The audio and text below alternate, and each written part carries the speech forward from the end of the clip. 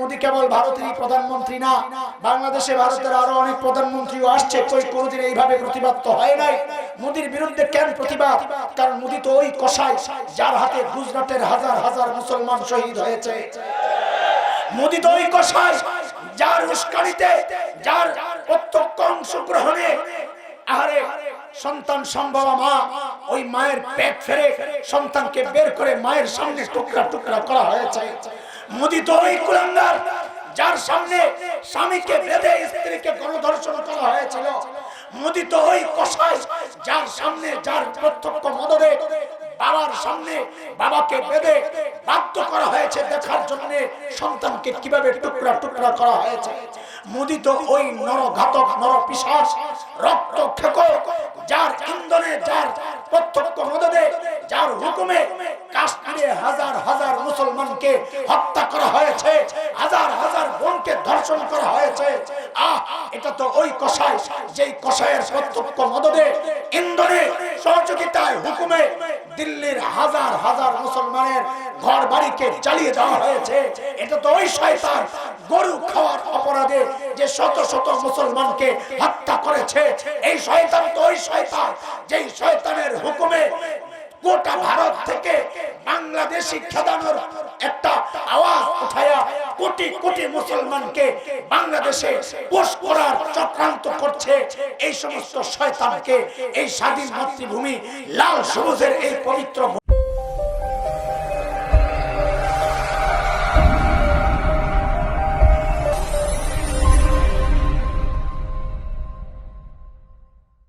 السلام عليكم ورحمة الله وبركاته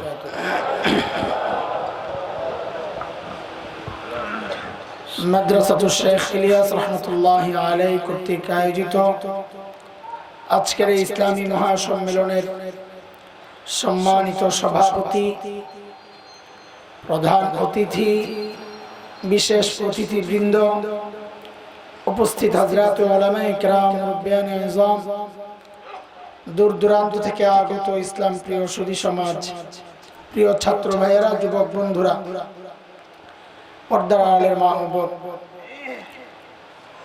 আল্লাহ সুবহানাহু ওয়া তাআলার অশেষ মেহেরবানি, করুণা, দয়া, যে মহান মালিক লাখো কোটি মানুষ থেকে বাছাই করে দ্বীনি এই মজলিসে আমাকে আপনাকে একত্রিত করেছেন, এটা মালিকের অনেক বড় দয়া আর করুণা। মালিক চেয়েছেন বলেই আমাদেরকে এখানে উপস্থিত করেছেন। মালিক না চাইলে আমি আপনি আজকে হয়তো আলেমের বিরুদ্ধে দাঁড়াতাম। মালিক চেয়েছেন বলেই আলেমের মজলিসে এসে বসেছি। যে মালিক এই নিয়ামতে আমাদেরকে ধন্য করলেন, দ্বীনের সাথে যুক্ত রাখলেন, ওই মালিকের শুকরিয়া আদায় করি, জবান খুলে, প্রাণ খুলে কালিমাতুশ শুকর উচ্চারণ করি, আলহামদুলিল্লাহ। মুহতারাম হাজরিন, আমি সূরা আম্বিয়ার একটা আয়াত তেলাওয়াত করেছি আর একটা ছোট্ট হাদিস নবী আলাইহিস সালামের বাণী আপনাদেরকে শুনিয়েছি। আল্লাহ তাআলার কাছে তৌফিক চাই এই হাদিস এবং আয়াত। ওই মিয়া তুমি কি করছো? ভুম ভুম করে আগেরটাই ভালো আছিল না? এই আগেরটাই বলে ভালো আছিল। আচ্ছা ঠিক আছে, আরেকটু কমাও। আল্লাহ তাআলার কাছে দোয়া চাই, আপনারাও দোয়া করেন। ওই আয়াত আর হাদিসকে সামনে রেখে যেন মালিক এমন কিছু কথা বের করে দেন যে কথাগুলো আমার নিজের সাথে আপনাদের সকলের হিদায়াতের জরিয়া হয়, ওসিলা হয়, কারণ হয়। আয়াতে কারিমা যেটা তিলাওয়াত করেছি, আয়াতের তরজমাটা একটু শুনেন আপনারা। সহজ তরজমা, একদম সরল তরজমা করতেছি। আল্লাহ তাআলা বলেন, وَنَضَعُ الْمَوَازِينَ الْقِسْطَ لِيَوْمِ الْقِيَامَةِ, কিয়ামতের দিন আমি ইনসাফের দাড়িপাল্লা কায়েম করব। বলে ইনসাফের দাড়িপাল্লা মানে কি? আয়াতের এই শুরুর অংশের ব্যাখ্যা যেন পরের অংশ দিচ্ছে। আল্লাহ বলেন, ফালা তুযলামু নাফসুন শাইআ, কারো উপর বিন্দু মাত্র জুলুম করা হবে না। বলে বিন্দু মাত্র জুলুম হবে না মানে আরেকটু ব্যাখ্যা দেখা। তো আল্লাহ যেন বলছেন ওয়া ইন কানা মিসকালা হাববাতিন মিন খারদাল আতাইনা বিহা, বিন্দু মাত্র আমল যদি কেউ করে সেটা যদি সরিষা দানা পরিমাণও হয়, সেটা নেক আমল হোক অথবা গুনাহ, যাই হোক হিসাবের জন্য এটা আমি পাল্লায় ওঠাবো। বিন্দু মাত্র ছাড় নাই এই ব্যাপারে। আর পাল্লায় ওঠাইলে ওইটাই হিসাবের জন্য যথেষ্ট, নতুন করে আর গোনা লাগবে না কার আমল কয়টা, মাইপেই কাজ শেষ। এই হচ্ছে আয়াতের তরজমা। মুহতারাম হাজরিন, আমি যে আয়াতে কারিমা তিলাওয়াত করেছি ওই আয়াতের তরজমাটা আবার শুনে চুপচাপ থেকে একদম মনোযোগ দিয়ে কথাগুলো শুনে আল্লাহ তাআলা বলতেছেন কিয়ামতের দিন আমি ইনসাফের দাঁড়িপাল্লা দাঁড় করাবো, বিন্দু মাত্র জুলুম কারোর উপর হবে না। যে যে আমলই করুক, গুনাহ হোক বা নেকি, সেটা যত ছোটই হোক, সরিষা দানা পরিমাণও যদি হয়, তো আল্লাহ বলেন আমি সেই আমলকে আমলনামায় ওঠাবো। আয়াতটা আমি পড়লাম আপনাদের সামনে, তরজমা করলাম একবার না দুইবার, অথচ দেখে না আপনাদের মধ্যে কোনো ভাবান্তর আছে না আমার মধ্যে কোনো ভাবান্তর আছে। সামনে দিয়ে আসলো আর গেল, শুনলাম, কোনো চিন্তা নাই। অথচ যারা সাহেবে দিল ছিলেন, দিলওয়ালা মানুষ ছিলেন যারা, দিল তো আমাদেরও আছে, বাকি আমাদের দিল তো মরা। যাদের দিল জিন্দা ছিল, বিশেষত হযরতে সাহাবায়ে কেরাম রিদওয়ানুল্লাহি আলাইহিম আজমাইন, এই জাতীয় আয়াত, এই জাতীয় প্রসঙ্গ, আখিরাতের বিষয় তাদের সামনে আসলেই তারা অস্থির হয়ে যাবে। আখিরাতের চিন্তায় কান্না করতে করতে বেহুশ হয়ে যেত। এই যুগে এমন মানুষ আছে, এই যুগে এমন মানুষ আছে। এই কয়েকদিন আগের ঘটনা, আমি সিলেটের সুনামগঞ্জে এক মাহফিলে বয়ান করতেছিলাম। তো বসা ছিলেন পাশে এক মুরব্বী আলেম বুজুর্গ, সিলেটের আমাদের বড় ভাই আছেন, কবি মুসা আল হাফিজ, অনেকে চিনেন, তার আব্বা বসা ছিলেন। কি একটা প্রসঙ্গে আলোচনা হচ্ছিল, সম্ভবত হাসরের কোন প্রসঙ্গ। তো প্রথমে এইরকম হাতটা রেখে কাঁদতেছেন, তো কাঁদতেছেন, মুরব্বী কাঁদতেছেন, কান্না আমিও করতেছি, আরো মানুষও কাঁদতেছে। এক সময় দেখলাম কান্নার আওয়াজ বাড়তেছে। তো আমার একটু কেমন কেমন লাগতেছিল, কান্নার আওয়াজটা আমার কাছে খুব স্বাভাবিক মনে হচ্ছিল না, মনে হচ্ছে কলিজা ফাইটা কান্না আসতেছে। তো ভাবলাম বুড়া মানুষ, আবার কোনো দুর্ঘটনা ঘটে কিনা। তো আমি হাতটার মধ্যে ধরছি, সান্ত্বনার হাত। আমিও থামছি যেন উনিও থামে। আমি বয়ান বন্ধ করে দিচ্ছি, কথার আগেই নাই, দেখছি অবস্থা ভালো না, আমি দুরূদ শরীফ পড়তেছি। যে হাত দিছি মনে হয় যেন ওনার কলিজা আরো ফাইটে গেছে। এখন তো খুব বাচ্চাদের মতো কান্না শুরু করছে, কানতে কানতে কানতে কানতে পর দেখি যে একদম বেশি বেহাল অবস্থা, এরকম বেহুশ হয়ে গেল। তো খুব লাগছে দৃশ্যটা দেখে আমার, যে এই যুগে এমন মানুষ আছে যে আখিরাতের ভয়ে কান্না করে বেহুশ হয়ে যায়। হযরত আব্দুল্লাহ ইবনে ওমর রাদিয়াল্লাহু আনহু, আমার বাতাসটা ক্ষতি আমার জন্য, একটু ঘোরায় ঢেলে দিলাম। না অফ না, অফ না, অন্যরা খাট না বাতাস। আব্দুল্লাহ ইবনে ওমর রাদিয়াল্লাহু আনহু কত বড় মানুষ, ও মুসলমান। আখিরাতকে তারা পুরোপুরি বিশ্বাস করেছেন বলেই তাদের দিলের হালত এমন হইতো। আমার আপনার আখিরাতের বিশ্বাসটা ওরকম মজবুত না, যার কারণে দিন আর দল যখন মুখোমুখি হয়, আমি দিনের পক্ষে থাকি না, আমি দলের পক্ষে থাকি। নেতা আর মুসলমান ইমানদার যখন মুখোমুখি হয়, আমি ইমানদারের পক্ষে থাকি না, আমি নেতার পক্ষে থাকি। এটা ভালো লক্ষণ নয়, এটা মুনাফিকের আলামত। আব্দুল্লাহ ইবনে ওমর রাদিয়াল্লাহু আনহু এত বড় মানুষ, তিলাওয়াত করতেছিলেন নিজে নিজে, ইয়াউমা ইয়াকুমুন নাসু লিরাব্বিল আলামিন।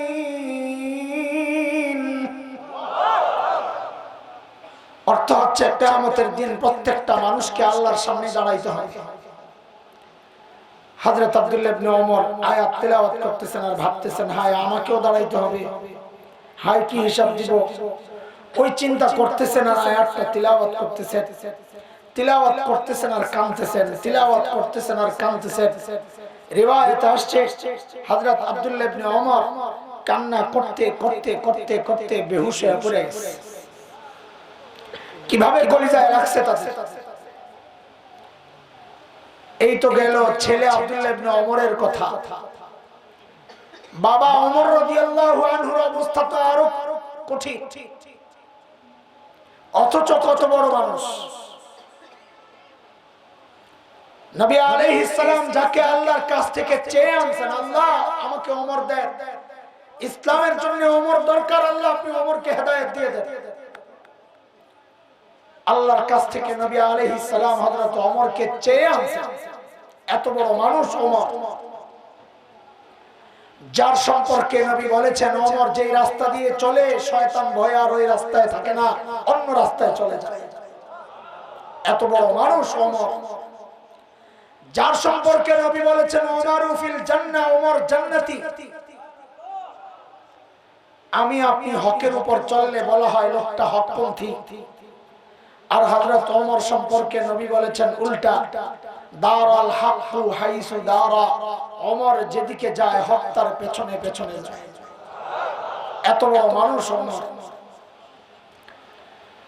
মেরাজের সময় নবী আলাইহিস সালাম যখন জান্নাত ভ্রমণে গিয়েছিলেন, জান্নাত দেখার জন্য পরিদর্শন, জান্নাতে গিয়ে নবী হযরত ওমরের বাড়িটা দেখছেন। দুনিয়ায় এসে নবী আনন্দ আর উচ্ছ্বাস প্রকাশ করছেন, আয় আমার উম্মত, ওমরের বাড়িটা জান্নাতে দেখছি, বাড়িটা যে কি সুন্দর সুন্দর।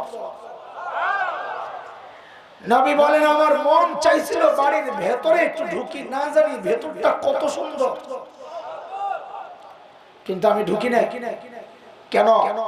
বলে ওমরের যে গায়রত, আত্মমর্যাদা বোধ, প্রেস্টিজ, ওমর যদি মাইন্ড করে এই জন্য আমি ঢুকি নাই। ওমর এত বড় মানুষ। হায় হযরত ওমর এই কথা শুনে নাই তো বাচ্চাদের মতো হাউমাউ করে কান্না শুরু করছেন, আবিকা কিন্তু ইয়া রাসূলুল্লাহ, আপনার সাথেও আমার আত্মমর্যাদা বোধ, কেন আপনি একটু ঢুকলেন না ইয়া রাসূলুল্লাহ, আরে কেন একটু ঢুকলেন না? এত বড় মানুষ ওমর, অথচ আখিরাতের ভয় কিভাবে তাদেরকে পীড়া দিত। তিলাওয়াত করতেছিলেন আয়াত, নামাজে নামাজে তিলাওয়াত করতেছিলেন, ওয়াকিফুহুম ইন্নাহুম মাসউলুন। হাশরের মাঠের একটা চিত্র আয়াত আল্লাহ ফুটিয়ে উঠাইছে। হাশরের মাঠে আল্লাহ কোন কোন মুসলমানকে আটকায়া দিবেন, ফেরেশতাদেরকে হুকুম করবেন ওয়াকিফুহুম, এদেরকে থামাও, এদেরকে ধরো, আটকাও। কেন? ইন্নাহুম মাসউলুন, এদেরকে জিজ্ঞাসাবাদ করতে হবে। এই আয়াত হযরত ওমর পড়তেছেন আর কাঁদতেছেন, নামাজের মধ্যে পড়তেছেন আর কাঁদতেছেন, কাঁদতেছেন তো কাঁদতেছেন। রিওয়ায়াতে আসছে হযরত ওমরের কান্নার আওয়াজ এত উঁচু হয়ে গেছে যে পেছনের কাতারের মুসল্লিরা পর্যন্ত হযরত ওমরের কান্নার আওয়াজ পাইতেছে। এইভাবে কাঁদতেছেন হযরত ওমর। নামাজ শেষে একজন জিজ্ঞেস করলেন, হযরত এই আয়াত তো আপনার সম্পর্কে না, এই আয়াত তো জাহান্নামীদের সম্পর্কে, আপনি তো জান্নাতি, তা আপনি কেন কান্না করেন? আহারে, হযরত ওমর কি জবাব দিলেন, আখিরাতের ভয় কিভাবে তাদেরকে পাইছিল। হযরত ওমর জবাব দেন, আহারে আমার ভয় লাগে যদি না আল্লাহ ডাক দিয়া বসলেন এই ওমর রে আটকা, এরে ধর, এরে জিজ্ঞেস করতে হবে আমি কি জবাব দিব, কেমনে দাঁড়াবো আল্লাহর সামনে। ওমরের চিন্তা যে আল্লাহ নিয়ে আটকায় দেয় আমাদের, অথচ আমাদের কোনো ফিকির নেই। ভাবখানা এমন যে আমরা ওমরের চেয়ে শ্রেষ্ঠ। আপনাদেরকে কি বলবো, আমার নিজেরই তো নাই, কি এক জিন্দেগি কাটাইতেছি। এই ভয়টা যদি কাজ করতো তোর জীবন অন্যরকম চলতো। যদি আল্লাহ ডাক দিয়ে বসলেন এই হাসান জামিল রে ধর, দুনিয়ায় লম্বা জামা গায়ে দিছে, লম্বা দাড়ি, টুপি পরছে, সুন্দর বয়ান করছে, মানুষ মনে করছে বুজুর্গ বড় আলেম, ভিতরের খবর তো আমি জানি, আরে ধর, আরে জিজ্ঞেস করতে হবে, আয় কি জবাব।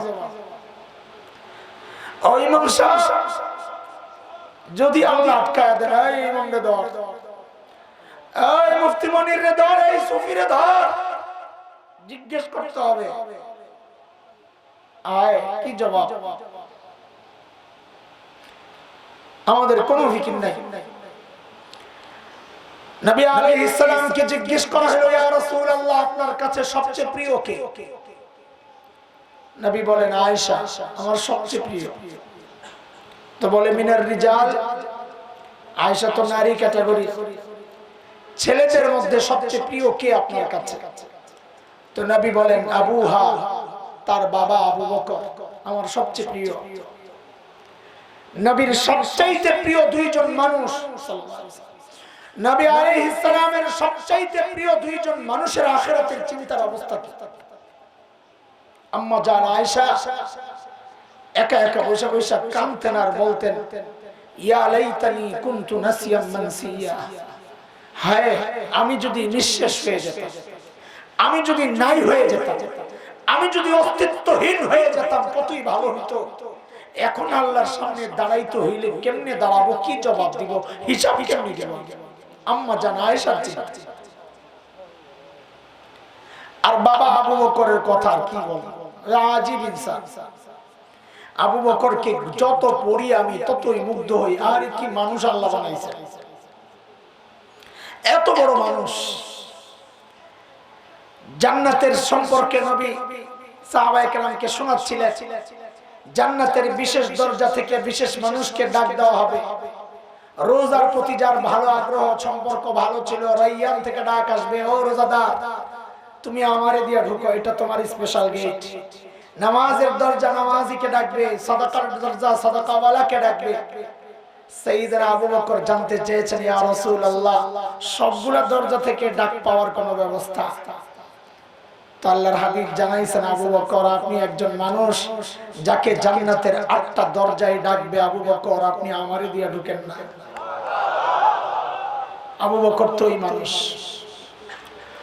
তবুকের যুদ্ধ, নবী আলাইহিস সালাম চাঁদা চেয়েছেন, রে আমার সাহাবীরা সহযোগিতা দাও, কার কি আছে নিয়ে আসো। সাইয়েদনা ওমর ইবনুল খাত্তাব দৌড়াইছেন ঘরের দিকে। ওমর আজকে বড় খুশি। খুশির কারণ কি? সাইয়েদনা ওমর সারা জিন্দেগি চেষ্টা করেছেন আমলের দিক থেকে আবু বকরকে নিয়ে হারানো যায়, কিন্তু ওমর কোনদিন আবু বকরকে হারাইতে পারেন না, সব সময় নিজে হেরে যান। আজকে খুশি যে চাঁদার ব্যাপার আসছে, আবু বকরের আছে কি দিবে কি, আজকে আবু বকরকে হারাইয়া দিব। ওমরের যে অনেক কিছু আছে ব্যাপারটা এমন না, ওমরও গরিব, কিন্তু আবু বকরের চেয়ে বেশি। সাইয়েদনা ওমর বাড়িতে গিয়ে ঘরের সমস্ত সামান একখানে করেছেন, 2 ভাগ করে, 1 ভাগ ঘরে রেখে আসছেন, আরেক ভাগ গাট্টি করে নবীর দরবারে নিয়ে আসছেন। ইয়া রাসূলুল্লাহ আমার চাঁদা। আল্লাহর হাবিব জিজ্ঞেস করেন, ওমর কি নিয়ে আসছেন আপনি? কি জিজ্ঞেস করছেন বলেন, বলেন সবাই বলেন, ওমর কি নিয়ে আসছেন বলেন আবার, এটা মনে রাখেন, এটাই মূল পয়েন্ট। সাইয়েদনা ওমর জবাব দেন, ইয়া রাসূলুল্লাহ ঘরে যা ছিল সামান 2 ভাগ করেছি, 1 ভাগ নিয়ে আসছি, আরেক ভাগ ঘরে রেখে আসছি। ঠিক আছে, এইবার আবু বকরের অপেক্ষা নবীও করেন, ওমরও করতেছে। নবী করতেছেন এই জন্য হারে আমার আবু বকর না জানি কি আনে, আর ওমর করতেছেন অন্য চিন্তা। আমি বলি আর কি যে ওমরের মধ্যে একটা ভাব তৈরি হয়েছে, আজকে আবু বকর আসে, এমন একটা স্লোগান দেব যা করে আল্লাহ জিতিল রে জিতিল, ওমর জিতিল, এমন একটা ভাব নিয়ে বসে আছে। সাইয়েদনা আবু বকর আসতেছেন, হাতে ছোট্ট একটা পুতলা। বর্ণনার 8 পিস মিলাইলে বোঝা যায় ওই পুতলার ভেতরে গায়ের জামা কাপড়গুলা। স্বাভাবিকভাবে প্রশ্ন আসবে, তাইলে ওমর গায়ে দিয়েছেন, আবু বকর গায়ে দিয়েছেন কি উলঙ্গ? না, আমি আপনাদের সাথে খেয়ানত করব না। বর্ণনার এই অংশগুলো দুর্বল, তারপরেও শোনাইতেছি আপনাদেরকে। বলে দুর্বল কথা কেন শোনার? কারণ যেই মুহাদ্দিসরা এগুলারে দুর্বল বলেছে, ওই মুহাদ্দিসদেরই মত হচ্ছে কারো মর্যাদা বলার ক্ষেত্রে দুর্বল বর্ণনাও আনা যায়, সেজন্য আমি আনতেছি, ভুল বুঝেন না। সাইয়েদনা আবু বকর ঘরে একটা চট ছিল, চট বিছানো, আখেরি সম্বল, ওইটারে গায়ে জড়াইয়া উপরে ধরছেন পোটলা আর ওই চটের মাথা, তো নিচে দিয়ে তো ফাঁক হয়ে যায়। খেজুর গাছের কাঁটা দিয়া সাইয়েদনা আবু বকর বুতাম বানাইছে। আল্লাহর হাবিবের দরবারে পেশ করেছেন, ইয়া রাসূলুল্লাহ। নবী জিজ্ঞেস করেন, আবু বকর মা আবকাইতা লি আহলিক, আবু বকর ঘরে কি রেখে আসছেন? বলেন কি জিজ্ঞেস করলেন? ওমরকে কি জিজ্ঞেস করছিলেন মনে আছে? ওমর কি নিয়ে আসছেন? আবু বকরকে নবী কি জিজ্ঞেস করতেছেন? আবু বকর ঘরে কি রেখে আসছেন? ওমর কয় কপাল আমার, আজকেও জিতার কোনো সম্ভাবনা নেই। কেন? কারণ নবী যদি সেই প্রশ্ন করতেন আমাকে যেটা করছেন, আবু বকরকে যদি তাই করতেন, তাইলে আমি জিতে যেতাম। আবু বকর কি নিয়ে আসছেন? তা আবু বকর দেখাইতেন, ইয়া রাসূলুল্লাহ এই যে আমার পোটলা। ওমর কয় তো পোটলা আমারটা বড়, আমি জিতে গেছি। কিন্তু নবী তো আবু বকরের বেলায় প্রশ্ন ঘুরাইছেন, আবু বকর ঘরে কি রাইখা আসছেন? ওমর কয় গেছি আজকে হাইরা। কেন? আমি তো অর্ধেক রাইখা আসছি, আবু বকর কিছু রাইখা আসছে বলে মনে হয় না। সাইয়েদনা আবু বকর কি জবাব দিলেন, জবাবটা পরে শুনে আসতেছি ইনশাআল্লাহ। আগে আবু বকরের ছোট্ট মেয়ে হযরতে আসমা রাদিয়াল্লাহু তাআলা আনহার জবাবটা একটু শুনে। আহারে কি মানুষ আল্লাহ বানাইছে, পরিবারের প্রত্যেকটা সদস্য এক একজনের চেয়ে এক একজন। সাইয়েদনা আবু বকর যখন নবীর সাথে হিজরত করে মদিনার পথে যাওয়ার সময় ঘর থেকে টাকা পয়সা সোনা মুদ্রা যা ছিল সব নিয়ে নিছে। আবু বকরের বাবা হযরতে আবু কুহাফা রাদিয়াল্লাহু আনহু তখনও মুসলমান হন নাই, তিনি মক্কা বিজয়ের দিন মুসলমান হয়েছেন। তো ছেলে মুসলমান, বাবা মুশরিক, এই জন্য ছেলে আবু বকরের সাথে বাবা আবু কুহাফা সম্পর্ক ছিন্ন করেছে, বহুদিন থেকে যোগাযোগ নাই। কিন্তু আবু বকর যখন বাড়িঘর ছেড়ে চলে গেছে, এখন তো আবু কুহাফার কলিজা জ্বলতেছে, ভিতরে আগুন লাগছে। কেন? আহারে আমার নাতিপুতি গুলা না জানি না খাইয়া মরতেছে, দাদা তো মায়া তো এক রক্ত। তো মান অভিমান ভুইলা হযরতে আবু কুহাফা আসছেন আবু বকরের ঘরে। দরজা নক করে হযরত আসমাকে ডেকে জিজ্ঞেস করতেছেন, দাদু ভাই বাবা তো মনে হয় ঘরে কিছু রেখে যায় নাই, কি লাগবে আম্মুকে জিজ্ঞেস করে। হযরত আসমা জবাব দিচ্ছেন, দাদু ভাই আপনি টেনশন করেন না, আব্বা যাওয়ার সময় ঘরে যথেষ্ট পরিমাণ রেখে গেছে। আবু কুহাফা চলে গেছে। কিছু দূর যায় আবু কুহাফার মাথায় আসছে, আরে আমার ছেলে আবু বকরকে তো আমি চিনি। সন্তানের চরিত্র সম্পর্কে সবচাইতে ভালো জানেন কে? মা বাবা, তাই না? তা আবু কুহাফার চিন্তা, আরে আবু বকর যেই লেভেলের পাগল, এই পাগল আবার ঘরে যথেষ্ট পরিমাণ রেখে গেছে, কথাটা কেমন কেমন জানি লাগতেছে। এখানে কোন রহস্য লুকায়িত আছে। হযরত আবু কুহাফা আবার ফেরত আসছে, এসে হযরত আসমাকে ডেকে জিজ্ঞেস করতেছেন, দাদু ভাই বুঝলাম বাবা ঘরে যথেষ্ট পরিমাণ রেখে গেছে, দাদু ভাই একটু বলো না কি রেখে গেছে। আরে হযরত আসমা জবাব দিচ্ছেন, ছোট্ট বাচ্চা, ইতিহাস তালাশ করলে অনুমান করা যায় ৮-৯ বছর বয়স। তো কতটুকু বাচ্চা হইতে পারে? ৮-৯ বছর বয়স। যেই আবু কুহাফা জিজ্ঞেস করলেন কি রেখে গেছে একটু বলো না, হযরত আসমা জবাব দেন, দাদু ভাই আব্বা যাওয়ার সময় ঘরে আল্লাহ আর তার রাসূলকে রেখে গেছে। আমাদের জন্য এটাই যথেষ্ট, আপনি কোনো টেনশন করেন না। ছোট্ট বাচ্চার জবাব যদি এই হয়, তো বাবা আবু বকরের জবাব কি হইতে পারে?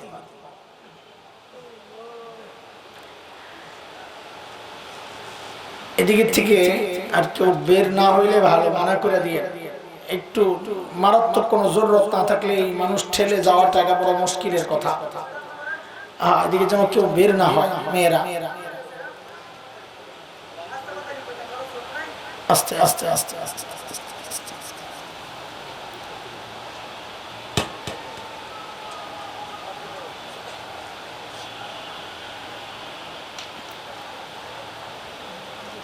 ওই ছোট্ট বাচ্চার জবাব যদি এই হয়,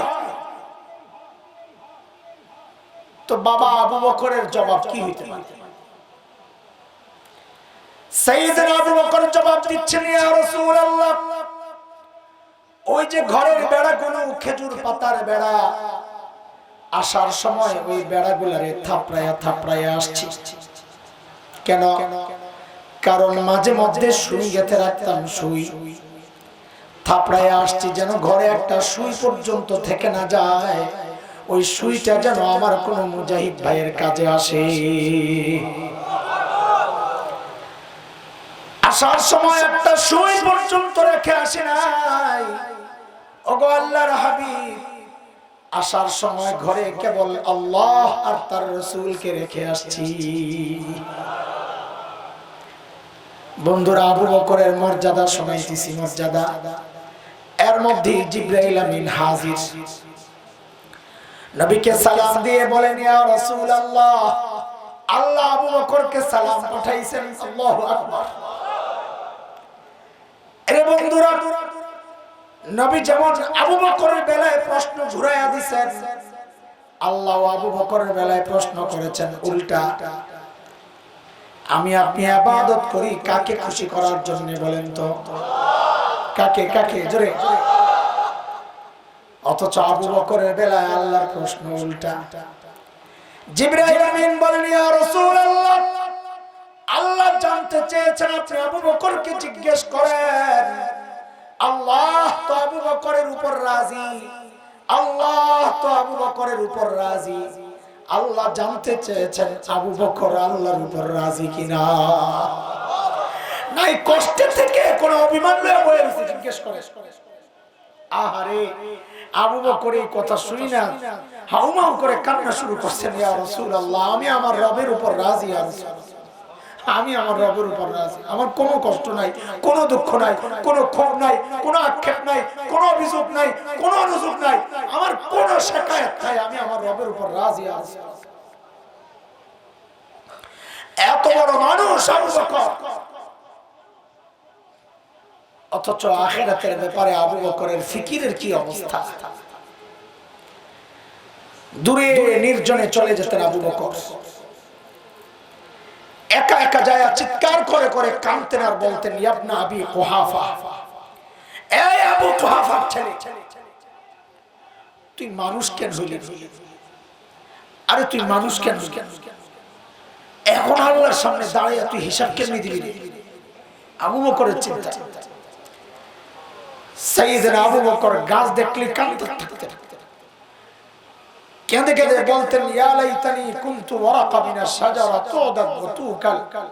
হায় মানুষ না হয়ে যদি গাছের পাতা হইতাম,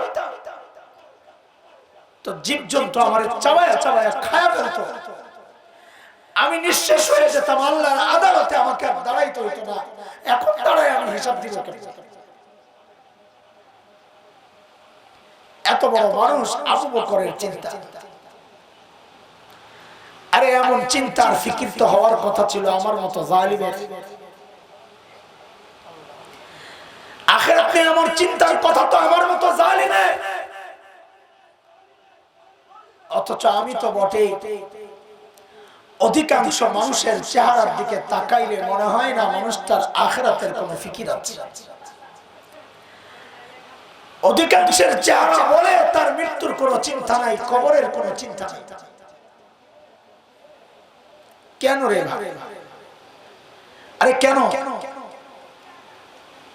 কে আমাকে আপনাকে গ্যারান্টি দিল যে আমাদের মৃত্যু যন্ত্রণা হবে না? কে গ্যারান্টি দিল বলে? আরে আবু বকর তো গ্যারান্টি পাওয়া মানুষ। আমাকে আপনাকে কে গ্যারান্টি দিল যে আমাদের কবরে আযাব হবে না?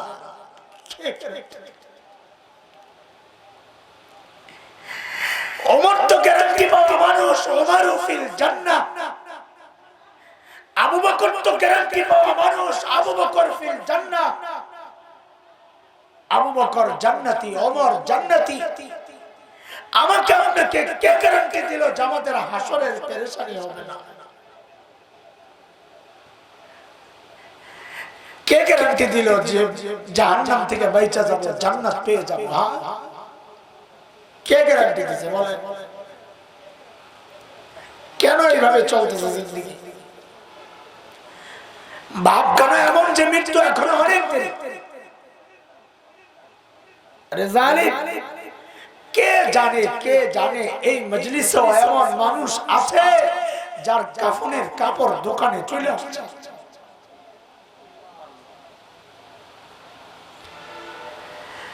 এমনও তো হইতে পারে কালকে খবর পাইতে পারে বয়ান করে গেল মাওলানা হাসান জামিল তো দুনিয়ায় নাই। এমনও তো হইতে পারে।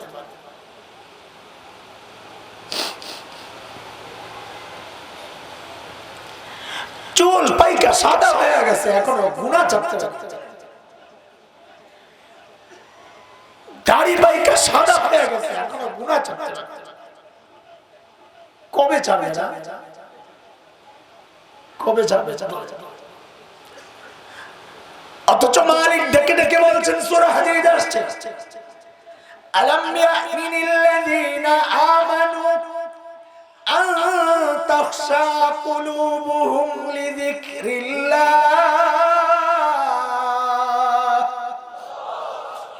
ওরে ইমানদার, আল্লাহর ভয়ে অন্তরটা কেঁপে ওঠার সময় কি তোর হয় নাই?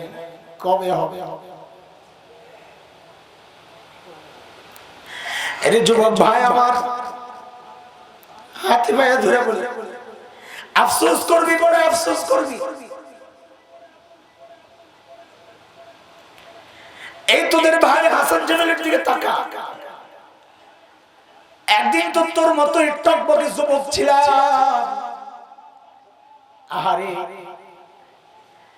এখন যখন আয়নায় নিজের চেহারাটা দেখি তখন কলিজাটা মোচড় দিয়ে ওঠে। যখন দেখি দাড়ি পাইকা সাদা হয়ে গেছে, চুল পাইকা সাদা হয়ে গেছে, তখন বুঝি আরে সময় তো শেষ হয়ে গেছে। এরে মুরব্বিরা, দাড়ি চুল সাদা মানি বুঝছেন নি আপনি? এটার অর্থ জানেন? আমার সামনে গাছের পাতা ঝরেছিল, আল্লাহ আমাকে সতর্ক করেছিলেন, আরে হাসান জামিল, যেই জিনিস ধরে ওই জিনিস ঝরে, তুই একদিন ঝরে যাবি। আমি সোজা হই নাই। আমার সামনে আল্লাহ সূর্যরে ডুবাই আমারে সতর্ক করেছিলেন, আরে হাসান জামিল, যেই জিনিস ওঠে ওই জিনিস ডুবে, তুই একদিন ডুবে যাবি। আমি সোজা হই নাই। আমার সামনে দিয়ে আমার বাবার লাশটারে আল্লাহ কবরে পাঠায় আমারে সতর্ক করেছে, আরে হাসান জামিল, এখন তুই কারো না কারো বাবা, তুইও কারো বাবা। একদিন তোর লাশ তোর সন্তানের সামনে দিয়া কবরে যাবে। আমি সোজা হই নাই। আমার সামনে দিয়ে আমার মায়ের লাশটারে আল্লাহ কবরে পৌঁছাইছেন, আমি সোজা হই নাই। আরে বাবা, আরে মা, এই দাড়ি চুল সাদা মানে এইবার আমার জন্য চূড়ান্ত সিগন্যাল। আল্লাহ জানায়া দিচ্ছে এইবার আমার শরীরের একটা অংশের মৃত্যু শুরু হয়ে গেছে। এর যুবক ভাই আমার, তোমার এই দামি হায়াতের মূল্য দাও, নাইলে আমার মতো পোড়া কমারের মতো আফসোস করে করে একসময় কাটবা, কিন্তু টাইম তো ফেরত আসবে না। এখন তো বসে বসে কান্দি আর আফসোস করি, হাই কি করলাম, হাই কি করলাম। যৌবনের 30টা বছর পার করলাম, বালেগ হওয়ার পর 30টা বছর পার করলাম। আরে এই 30টা বছর প্রতিদিন যদি 2 রাকাত করে নফল নামাজ পড়তাম, আরে আমল নামায় কতগুলা নফল নামাজ জমা হইতো। আর কি করলাম, আর প্রত্যেক দিন যদি একবার করে সুবহানাল্লাহ পড়তাম, আমল নামায় কতগুলো সুবহানাল্লাহ জমা হইতো। আর প্রত্যেক দিন যদি একবার করে ইস্তিগফার পড়তাম, আমল নামায় কতগুলা ইস্তিগফার জমা হইতো।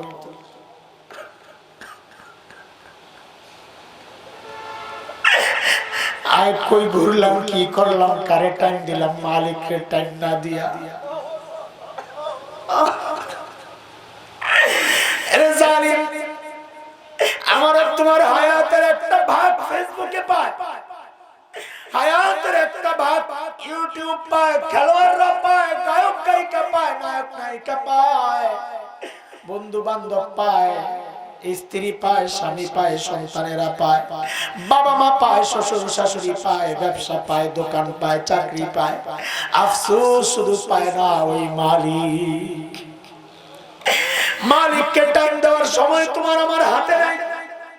অথচ জালিম ওই তাকায়া দেখ গাছটার দিকে, গাছ তোর কাছে মনে হয় গাছটা বুঝি এমনি দাঁড়ায় আছে। না না না না, ওই গাছটা এমনি দাঁড়ায় নাই, ওই গাছটা দাঁড়ায় দাঁড়ায় মালিকের তাসবিহ পড়ে।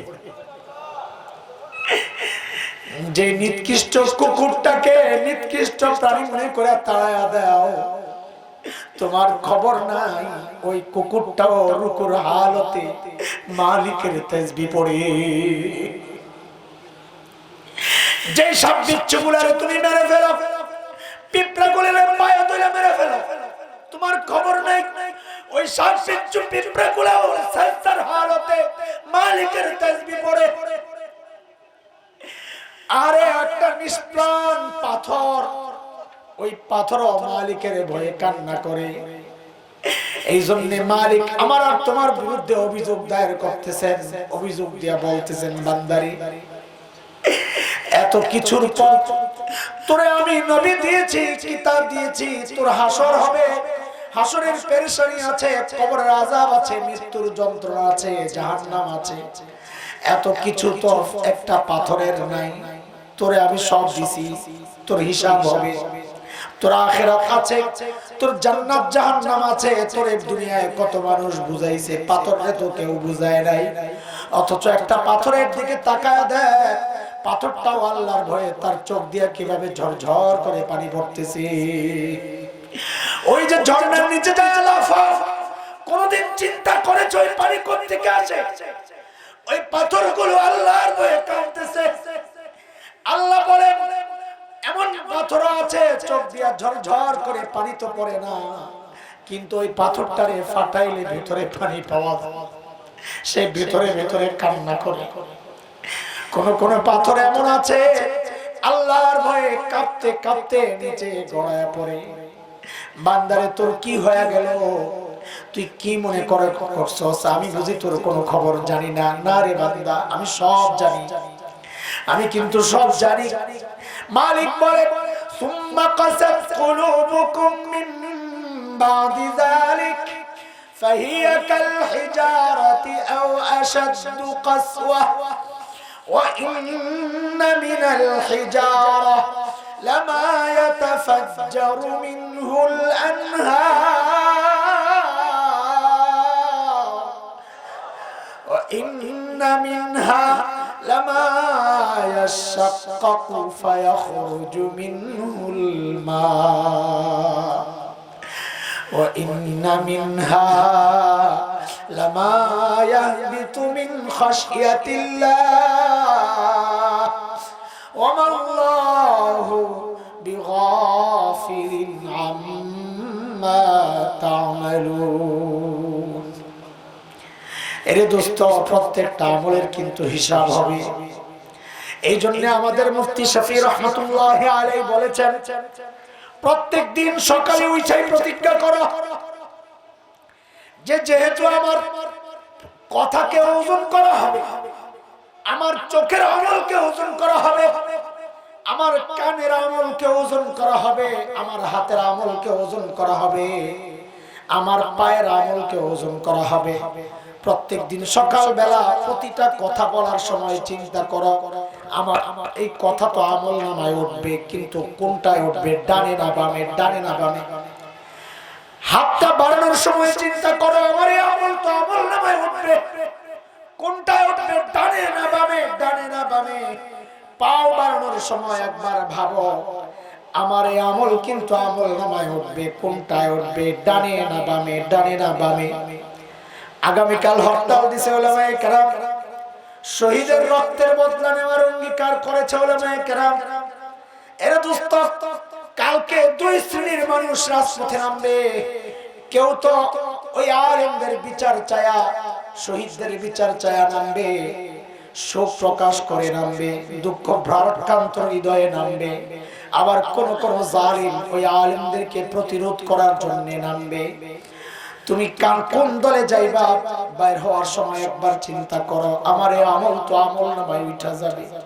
আল্লাহ যদি ওই আমল বের করে খালি জিজ্ঞেস করেন, রে আমার বান্দা, আলেমদের রক্ত তো ঝরাইছস, তাদের সঙ্গীরা প্রতিবাদ করতে আসছিল, তাদের বিরুদ্ধেও তুই দাঁড়ায় গেলি, কি জবাব দিবা?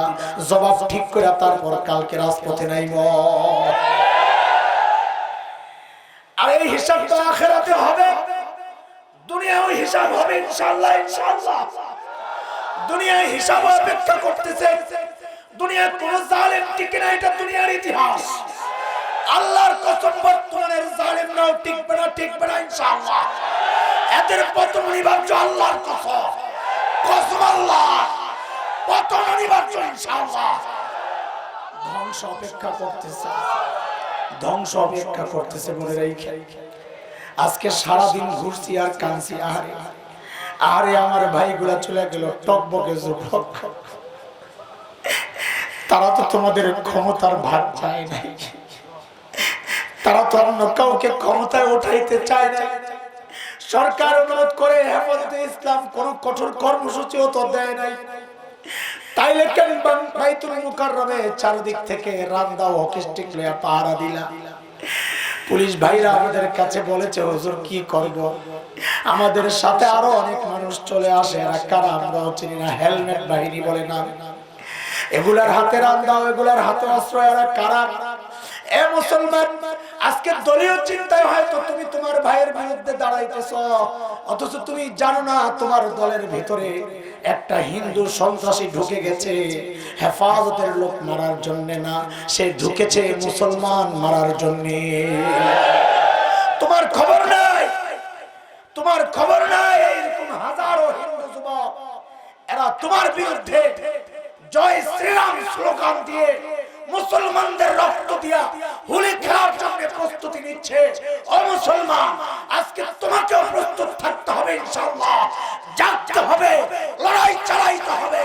মুশরিকদের বিরুদ্ধে ইব্রাহিম লড়াই করেছেন, আমার নবী লড়াই করেছেন, সাহাবায়ে কেরাম লড়াই করেছেন, আমরাও লড়বো, রক্ত দিব, জীবন দিব ইনশাআল্লাহ, জীবন দিব ইনশাআল্লাহ।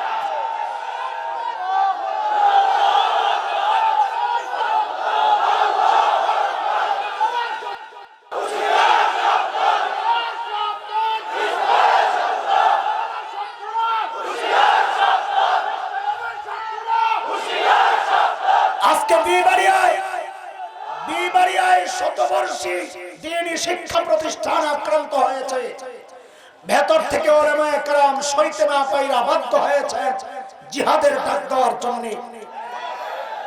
তোরা সতর্ক হ, এই ডাক যদি ছড়ায়া যায় শাহ আব্দুল আজিজ মুহাদ্দিসে দেহলভির ডাকের মতো, এই ডাক যদি ছড়ায়া যায়, শাহ আব্দুল আজিজের ডাকের পর ইংরেজ লাল কুত্তারা এই জমিন ছাড়তে বাধ্য হয়েছিল।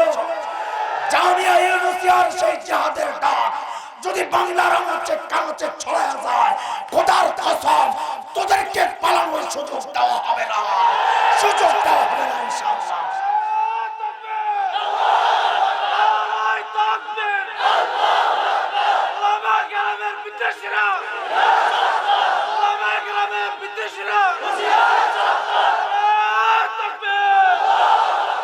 সময় এসেছে, সময় এসেছে স্লোগান একটা করা, একটা।